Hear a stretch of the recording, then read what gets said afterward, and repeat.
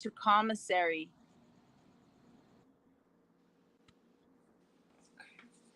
Commissary? Yeah. You worked in the gym too, huh? Yeah, that was where I was working last. You were, how many jobs? Well, you had probably a lot of Oh, jobs. and I worked in commissary, I worked in the kitchen, I worked education, I worked the library, I worked the halls. Yeah, I worked probably everywhere. Yeah, wow. Oh, wow. Yeah. Um, did you develop any mental health issues while being incarcerated? Like, I don't know, like I have like when I go into big crowds, I get like really bad PTSD and I have to be with my back towards people and when I got out, I didn't even want to stop using my shower shoes, like just really crazy things that you're like, well, because you're so accustomed to like, oh, let me take my little shower bag to the shower or whatever, you know what I mean? All these little, they're like little rituals that we do when we're in there, and then we don't need them no more when we're out here. And then it's like, but like, you know? Yeah. Um, when I got out, I was when I was there, it was like the last 3 years because they moved me from A unit to G unit. And that's when I had to, they put me on medication because I got depressed. I had a lot of anxiety and I was having really bad mood swings. Just being around so many women, it was just crazy, because I was used to being in my own room with my own everything, and then that's a big change for you to go from, being like that and then going to where there's almost 60 women, Will you get me some water now? Oh yes, And so definitely. like it was a hard transition, I could say, because I was used to being to myself, just having my own space. Yeah, a unit is really different. I lived in a Oh, unit maybe for like just a couple of weeks, and then it's just very different. It's a whole different experience because like even well, I lived in F unit, and F unit is smaller. There's like 30 or 27 people in each unit, but it's very small. You know what I mean? It's like more, but when you go into G Unit, it's the jungle. Like you could feel the tension up in those pods. You could feel like yeah. I used to have to go to deliver the education because I worked for the tape testing, and I would also make the packets for Miss Easterwood for level fours. So I had access to the level fours, and I would make that. They'd be all, Rhiannon, can you make me like pictures of the Day of the Dead or like stuff? So I would make them little packets, whatever they asked for, and then I would go deliver them to them because they can't come out to use the computer. You know what I mean? So when I would go, it would just feel very like you're very like guarded. You know what I mean? Because you're going into those pods and you don't know what's going to happen. I remember one of the times I was delivering an invitation and they were fighting in the back, and the guard they didn't even know. They just opened the door, let me in there, and I was like, so then I waited till the fight stopped because I didn't want to get it caught up, and then I'm gonna get in trouble. So I just like was like trying to play along. You know what I mean? So I used to go to all the pods over there, but it's a different feeling. You know what I mean? So I could imagine how your anxiety was running wild. Oh yeah, man. And then I just got close to a lot of the people down there, so it was different, definitely. But when I lived up in G Unit, I mean, I used to hang out with just very few people, and it just stayed like that, until I left. Yeah, I remember that about you. I think that that's what keeps a lot of people out of trouble. You know what I mean? Because if you have a big circle, or even if you're just literally friends, you guys get like it's a gang, or like you guys are trying to do bad, or if you're more than three people, you guys are doing something crazy, and it's just like for your own mental well-being, it's sometimes just better to, because I hung a lot by myself because I seen like how the cops target people when they hang in crowds, or like I don't know. It's just something I don't know. And I hung a lot about myself too because it's like you have to keep out of the mix a little bit, a lot. If not, I, you're getting in trouble. yeah, 'cause, I mean, the crazy thing is the whole time I was in prison, I never got in trouble. You know what I mean? But there was this incident that I did get in trouble, but for doing nothing. Like you just have to be present when those things are happening, and then you'll still get in trouble. So I learned that because I got my all my good time taken away from me. Oh no. Supposed to get out in 2014, but I didn't get out because I lost all my good time, just because I'm trying to stop somebody from, you know, fighting. That's it. We were just but because I was, her friend, whatever, you know, I ended up getting in trouble too. But at the end of the day, I lost all my good time, and the person that actually, was the person who got in the fight, they were only doing 85% of their time. So they only got a few days taken from them. And I got, man, like 300 and some days taken from me. Wow. And you I, never got it back? You not, lost. I, Oh, got it back. It got thrown at the end of my sentence. And what happened is I was supposed to get out in November of 2014. And I didn't end up getting out till November of 2015.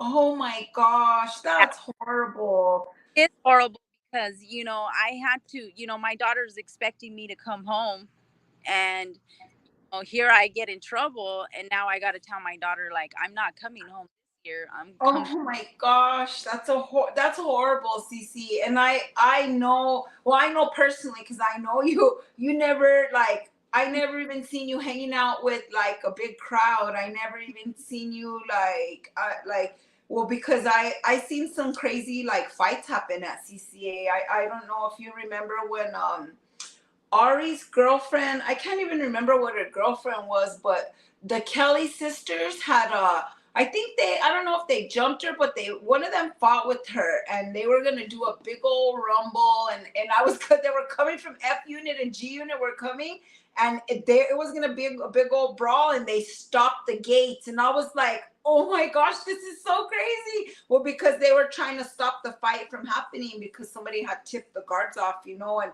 they had knives and everything. And I was like, wow, this is crazy. Well, because I had never seen stuff like that before. But I know you've never even been involved in nothing like that. So I'm very shocked that you even lost that much good time. Well, because at CCA, Yeah. they were very strict over there. Very, very strict. So you lost a good time for just like trying to pull your friend away or being like stopping the fight.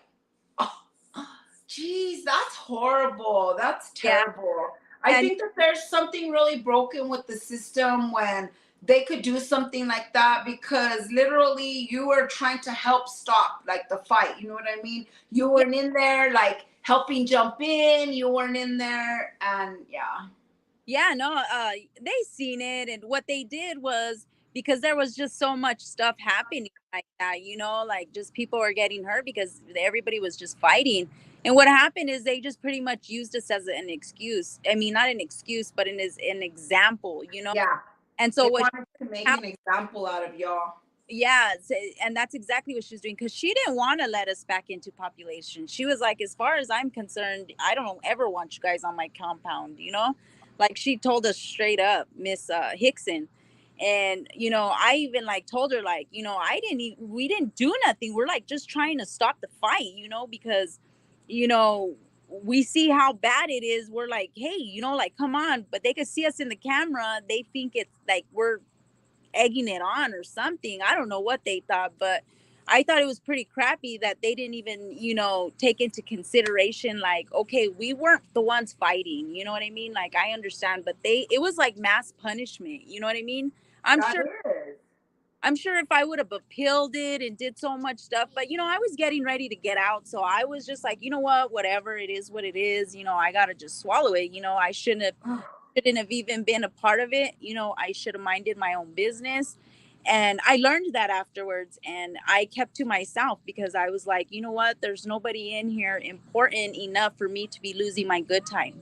Like, I need to get home to my daughter. And that was my focus. And I never lost focus after that.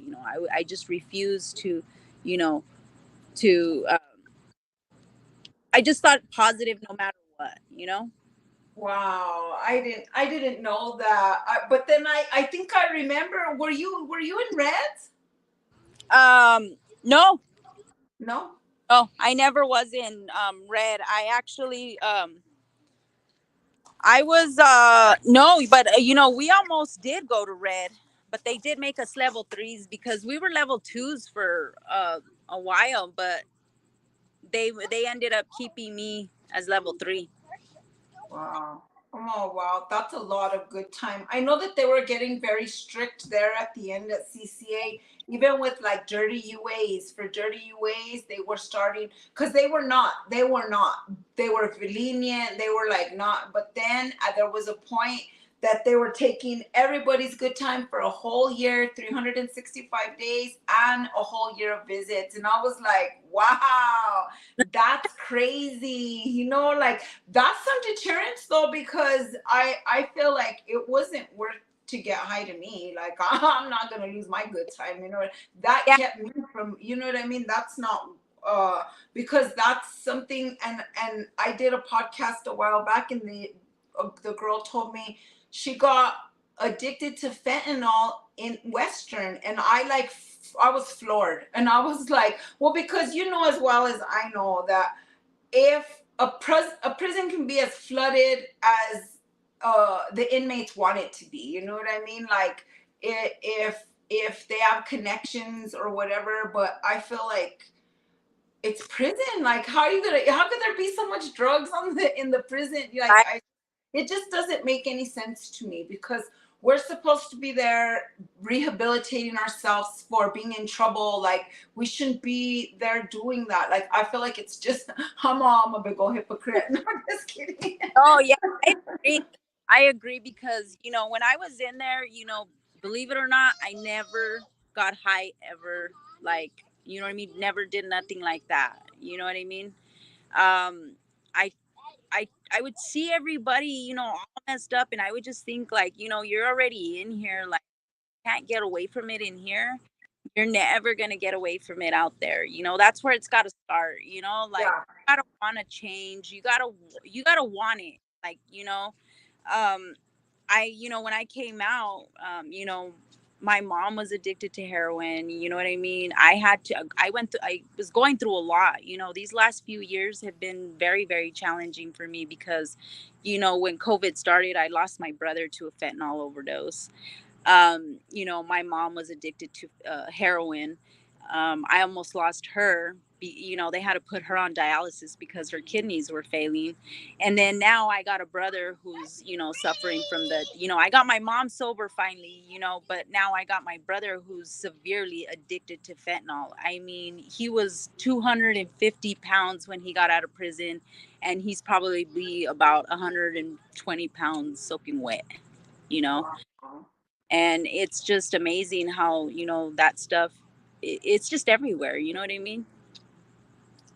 That fentanyl, it's just like a real epidemic right now. I didn't ever think that it would be, well, because back in our day it was like heroin and crystal meth and like crack, you know what I mean? And I remember when like people were so shocked at crack, you know what I mean? They were like, crack is whack. And I'm like, man, people have been small, you guys don't even know what crack is. Well, because I was young, and I remember the people that painted my car, they used to do crank. I knew about a lot of drugs when I was younger, so I never thought that it would evolve to a different time, a worse time, like a zombie drug. Like it's really like, I Yes. don't know. Is it gonna get worse, or like I don't know. It's just really crazy because I know that we're in a really dramatic time in the epidemic in the communities, because they're doing a lot of prevention in the streets, talking about how like that those specific drugs, Like if you shoot them up a lot, like you're gonna lose your limbs. You're like it's poison. It's poison in your body. Like I don't know. I don't have no idea how people can just keep like doing stuff like that. And I know about addiction because I've lived it. I've had to, I was addicted to prescription narcotics, pharmaceuticals, because our my mom taught me that. She taught me to fraud the doctors and to sell our pills and whatever. So then I got curious. I was like, well, what are these pills? Like all my friends are coming to buy them. Like, let me try them. You know what I mean? So then I got so addicted, I had to start selling drugs to support my OC habit. You know what I mean? But addiction is, it's so hard. You know what I mean? But it's a cycle that I just don't know how the fentanyl is going to turn out. You know what I mean? With all the kids, and like kids are just dying from Yeah. people like literally duping them with the fake pressed fentanyl pills. Like who even does that to kids? They're Oh, kids. what's crazy is that my brother, when all this fentanyl started coming in, when it started coming in, it was they were mixing the Percocet with the fentanyl. And so that's what we think happened is my brother didn't know he was taking a fentanyl because my little brother didn't use, and this is when it was barely coming out, you know what I mean? And yeah, somebody just gave him a pill that it's literally, made him go into cardiac arrest, like that's how strong it was. And that's what's crazy is that you don't know, you know what percent or how many milligrams are in any of those pills. I mean, you can have one that doesn't have, enough to get you messed up, and you can have one that just literally takes you to your grave. I think that's the most scariest part. Like the unpredictability of that drug is like Right. it's really really scary. I'm gonna pray for your brother. Well, because I know that addiction is hard. It's like the worst thing. I'm so happy for your mom and that she's. Yeah, right now, brother, he's in the hospital. He says he wants to, stop, but he's like, it's just so hard. And I told him it is hard, but you know what? You got to be stronger than, the drug, and you got to just put your mind to something else. Hey, I have a friend. Her name is Nina, and she has a nonprofit where they are sending people to California. So if he's interested in treatment, and it's free of charge. You just got to look out. Like I post every month. Like, hey guys, it's that time. Nina's looking for people, and I think there was like 7 people that hit her up this time from our post because people are looking, you know what I mean? And in California, they have these 5-star rehabs that you can go to, and they're like super, everything's paid for. It's like a 5-star resort. It's like a spa that you're going to, and it's all paid for. And here in New Mexico, you can't even get into a rehab unless you're literally dying. You have to be addicted to opiates or on strung out on something. Like, and they don't take people who are on meth, they don't take people who are on crack, they don't take people, like there's a certain, like I think it's only like heroin, opioid addiction or whatever. And I think that that's something that's got to change here, because if we got to send our people to California to get help, like there's something broken in our law, our states. Like we got to bring those rehabs here so that our people can come and get help here. Like, but I'm just grateful that Nina has that. You know what I mean? I've been sending a lot of people to her because I know the people that want the help and the people that need it, it's there. Right. So if you tell your brother, it's there. And imagine to go to California and be on the beach and learn a new way of life. Like learn literally, these people are going to help you. You're going to be with other addicts. You're going to be able to have peer support and be able to work within the system. It would be really neat. I just wanted to throw that out there. But can Yeah. you tell me how did your incarceration affect your loved ones? Um, it affected mainly my mom. I think she was just like devastated because like I'm her only girl. So for me never being in trouble and then that happening, um, I think my mom almost fell out in the courtroom. Like couldn't believe it. Like she was trying to just leave because she was just like, I'm never gonna see my daughter again. You know what I mean? And it did affect my brothers in them, but they were more like, the situation, it kind of like just blew my family away, for me going over there and for the reasons I was going to prison, so it made us distant, my brothers in them. But at the end of the day, after I got out, I feel like I got more closer to my family, just being away from them for so long and then coming out. Like they learned to appreciate me now, you know what I mean? Like I came out and I'm who keeps my family together. I'm the one that gets everybody together. I'm the one that does everything for everybody. I take care of my mom. I try to take care of my brother as much as I can. I feel like I'm an octopus, and With the hand everywhere. right, like I don't ever turn nobody, me and my fiance, we don't turn nobody away. Like when we see them, we know it's the struggle is freaking real out here, you know what I mean? And some people just need like some kind of love, some kind of support. I mean, for a long time, the last place I was living, it's nothing but homeless people on drugs and stuff like that, and I was always feeding them, always, if they need water, whatever, because I'm just like, trying to encourage them, like, this isn't the life to live, and here in Arizona, mind you, it's like 120 degrees sometimes, and these people are on drugs on the streets, and Oh it's my god. crazy. Like you just see these people in the alleys and they're doing drugs. It's so hot out here. I'm just like, what the heck? And my brother, for example, he's one of those people too.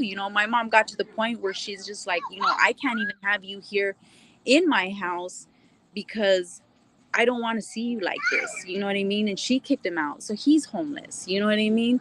And it's sad, but sometimes, like I told my mom, you can't feel bad because you got to let them hit rock bottom. That's the only way some people are going to learn. They got to just hit total rock bottom, and he's to the point where he says he's done. But I mean, are you really done? It takes everything in you to, you can say you're done, but you got to be sure that you're going to be done, and it's hard, but it's harder to be out there doing all that as well. Yes, and it's hard on your family. Like, I feel like you guys are suffering with him, just as much as he is suffering, you all are suffering with him too, and that's something Yeah, that that's what the I find him. I'm like, my mom is really sick. Like she's not good at all, so like I try to be as great to my mom as I possibly can, just because you don't know, what can happen from today to tomorrow. You know what I mean? And so I don't take anything really in life granted. Like I feel blessed. I feel like, God gave me more when I came out. Like I did lose something, but at the end he gave me more. My kids are wonderful, and I've been blessed with four more kids, so I totally am okay with the challenges that I've had in my life, because today I'm happy. I'm positive. I'm trying to just do. I went to school. I got my medical assistant certificate. I work in a doctor's office. In a call center.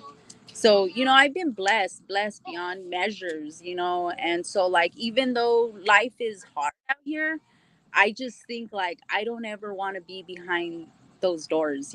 So I'm up for any challenge that life has for me. yes, that's such a good positive attitude, because I feel like when we've done a lot of time. That's a lot of time. You did 11 years, and then two in county. That's like almost 13. Yeah, Yeah. total. Mhm. Yeah, that's a significant quarter of your life, and with the positive outlook that you have, still helping people, still going out there and supporting your peers and anybody that you can help. That's just a reflection of the person that you are. And I know you're such a good person, because I remember you in the gym. I always used to be like, I want to be Cece's friend. Well, because you're always so nice, and so, but you're always advocating doing different things, and I always admired you, the kind of person that you were, because you were able to speak in a crowd and, you know, in front of Project Gecko or in any kind of uh, genre in there, and I admired that. So I looked up to you a little bit, being a new person coming in. Well, you had done a lot of time, you know, and I'm like this new person coming in. And I think that when you come in new, like studying the old school people is like probably like one of the most things that people do, you know what I mean? And I had I guess probably a better experience than a lot of people had, because I had my aunt there. My aunt was there. She introduced me to like all of the people, the lifers, everybody. They all knew me. Tequila. People were like my friends just because of my aunt. You know what I mean? And I feel like I was very blessed to be able to have that, because she like kind of took me under her wing and showed me the ropes a little bit. Do you know what I mean? Because when you get there, it's very intimidating, you know, not to have nobody. And she would, for all the holidays, we would go out, and I had someone to go meet, I had someone to go be with. So when my aunt left prison, it was very devastating to me. Like, even it's a little bit sad to me now, because we're not as close as we were even in there, but we were very, very close. We used to go to every bingo, every holiday, you know, like to go get our candies together, and like just little things that we had. But those are little like special things that I had with her. But I'm very grateful for that, because she made my journey easier for me, because I didn't know all the things that, like the ropes, you know what I mean? And she kind of just took me in, and it's a process, you know what I mean? So seeing you being like, you were already like this I don't know, very popular very popular inmate, you know, I wanted to be like you. I remember like even Beto and like even Rhonda. I remember Rhonda was somebody that I really admired, because she was very active in her Zumba and interacting with the peers. And then I became an aerobics instructor like her, because that's what happens, you know. Leaders create other leaders, and that's what I learned in prison, that when somebody tells you no, you make a way. I don't care what it is, you make a way, you know what I mean? And I think that some of the lessons that we learned in there, we take out here on the streets, and they make us stronger, you know. Right. um, is there anything else you wish to share about your experience? Um, I mean, and overall, I just feel like it was, I mean, it was hard to deal with and what I had to face, but I made my time very like easy, I stayed away from everybody. So I can't really say that it was a bad experience, because I really didn't have a bad experience in there. I had a lot of positive people that I surrounded myself with. So I never felt like I was alone when I was in there, because I had met so many good people, and they made me feel like no matter what, I had somebody there, to go through what I went through. So like I would just, I just hope that, with the stuff that you guys are doing, going into the prisons and stuff, I think it's so awesome, because when I was there, we didn't have stuff like that. And I feel like if we did have stuff like that, a lot of people's lives would be different today. But I just want to say, like, I commend you guys, for everything that you guys are doing for those women, because as well as I know, we didn't have stuff like that when we were in there. And I kind of felt like they would do more for the men than they did for us, and Yeah. it's amazing how you guys are going in there, and you guys all know what everybody's going through, because you guys have all been there. So what better people to be going into the prisons is people that have been going through, and so that they can see that you can succeed out here, but you just got to want it, with everything in you. And I've been blessed, and just thank you, for having me. I'm honored to, and I thank you. And maybe we can set up an appointment with my so my fiance can do an interview too. Yeah, yeah, you let me know whenever is a good day for him, when he has free, when you guys have time. Well, because I know life is so busy. Do you have a message or any advice for somebody that is coming out of prison and thinks that they can't make it? Well, because even I didn't think I could make it, because I seen when I seen girls coming out and then they would come right back like 3 days, and I'm like, oh my God, that's so scary, and I didn't have any family support. People in my community, people like you, or like my friend Justin, or like people like Jules, like people in my community have kept me from going back. So, what would you say to someone who thinks that they're possibly getting out and they can't make it? um like my only advice is like no matter what, don't let nothing overwhelm you. Like, some people think that nothing's possible, but you got to believe that no matter what, everything is possible, and that whatever higher power you have, you know um just rely on it, because you know what, that's what got me through, and that's what's getting me through everything today. Is God's good. He's been great to me, even when days are hard, and I struggle. No matter what, you just got to be strong. You just got to face adversity no matter what. That's a really good message, and I love the higher power. Well, because you have to believe in it. There is someone bigger than yourself, that higher power in God. Like a lot of people I know, like these atheist people, and I'm like, what, you don't believe it? That's weird. No, because Right. like how could you not see the sun, or like the beautiful sunset, and like just the beautiful majesty of the creations of God, and not think that there's a God? Like it doesn't make no sense to me. And I get mad sometimes. Well, because I know, you know what I mean. And I was raised in a Catholic, since I was very young.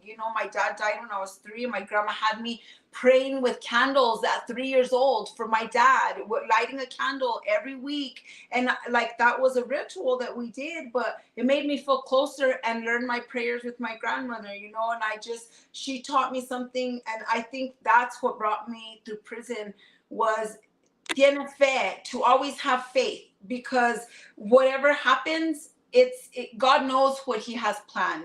And just like you, in the end, look at your happy, beautiful ending. And I'm so honored for you to be on our podcast, Behind Bars in the 505. We're so grateful to you, and thank you very much. You get a hold of me on Messenger, and we'll set up for your husband. Thank you so much for being on tonight. I appreciate you, and you have a good night.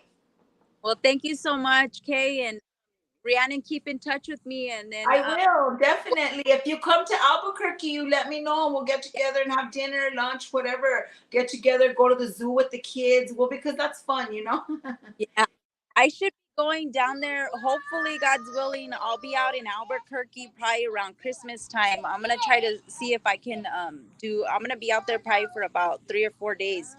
Cool. Well, let me know. We'll get together, go shopping, or just like get together, whatever. Have some friend time. It's cool. Yeah, we could get a few of the girls together, because I know Sheila. I'm gonna definitely go see Sheila because she came out Yes, to me.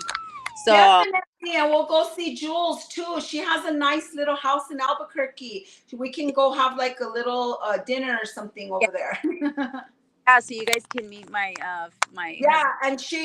and we could all meet each other. It'll be neat. That'll be neat. Yes, we'll definitely get in touch. I was planning to have a dinner in December, but I just don't know how I'm gonna do it, because I want to find a location. You know what I mean? But maybe if not this year, next year. And I'm planning to do something. I want to do a softball something, because I know you like softball. Yeah, for sure. Let me know, and I will. I'll hit you guys up when I'm gonna be headed out there. For sure. Let us know. Let us know so we put it on our calendar. Thank you so much, Cece. You have a good night. Yes, you too. Thank you, Okay, Kay. thank you. God We're bless. going to sign off now from Behind Bars in the 505. We're so grateful to Cece for being our guest. Anybody who's watching, we're so grateful to you for watching us. Thank you. Signing off. Bye, Cece. Bye.